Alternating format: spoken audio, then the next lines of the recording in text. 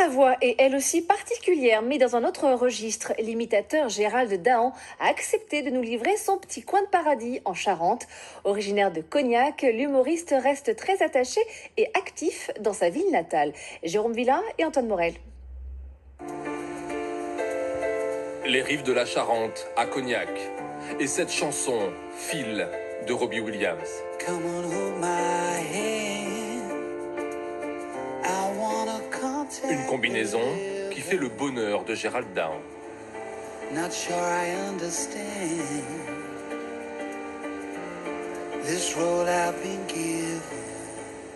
Depuis ma plus tendre enfance, en fait, je suis toujours venu sur les bords de Charente et particulièrement proche de l'Écluse, ici à Cognac, souvent pour méditer, en fait, pour me ressourcer, penser un peu, faire le point, où on en est dans la vie, où on en est voilà, dans les soucis parfois aussi.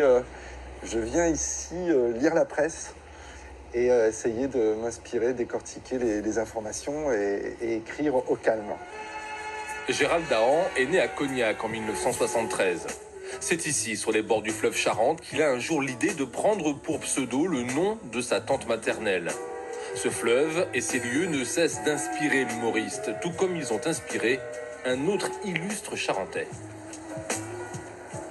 Effectivement, François Mitterrand est un personnage de la région et c'est vrai que c'est une de mes imitations que je faisais déjà tout petit.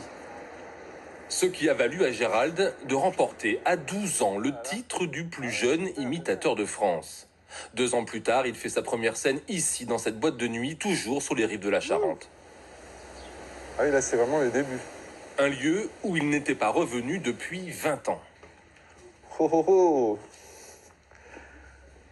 Ah, ça n'a pas changé, hein. Ça s'appelait le New Orleans à l'époque. Et donc voilà, c'était la discothèque où on venait quand on était môme, quoi. Je dis môme parce qu'on était au collège, mais ouais. Et puis voilà, ça c'est la piste de danse. Et le DJ qui est là arrêtait la musique vers 2h du matin et disait « Bon, bah maintenant, Gérald va nous faire un truc. » C'était un peu surréaliste. Et ça marchait ou ça cassait l'ambiance? Au départ, j'avoue que ça cassait un peu l'ambiance. Et puis au fur et à mesure, pour moi, ça a été un vrai exercice parce que il faut un peu de culot en fait pour le faire. Vous pensiez à des possibles Olympias à ce moment-là ou? Bah, bizarrement, oui. C'est vrai que c'est assez incroyable, mais même mes copains de l'époque, qui avaient 14 ans, me disaient on se dira plus tard qu'on était là à tes débuts, avant que tu fasses l'Olympia, on t'avait vu ici. Changé à l'UMP, maintenant ça va s'appeler le PMU. À l'époque, j'imitais des chanteurs quand même. Je faisais du Claude François, du Michael Jackson. J'ai eu moi aussi 17 ans. Le monde n'était pas différent. Et déjà je me préparais à devenir Gérald Dahan.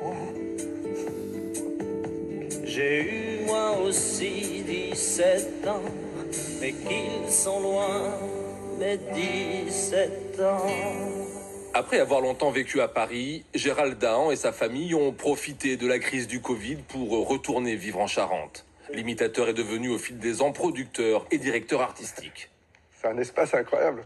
Aujourd'hui, c'est lui qui choisit des têtes d'affiche pour le Castel à Château-Bernard, près de Cognac, son petit coin de paradis professionnel. C'est aussi un rêve de gosse d'avoir un outil tel que celui-là pour pouvoir programmer, proposer des choses au public et voir leur réaction, c'est formidable.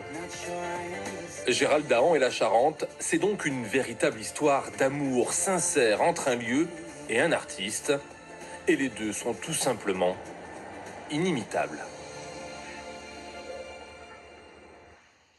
C'est la fin de ce journal. Merci de l'avoir suivi. L'information régionale revient ce soir à 18h53 avec votre édition Atlantique. Bon après-midi et à ce soir. Retrouvez toute l'actualité de votre région sur na.france3.fr.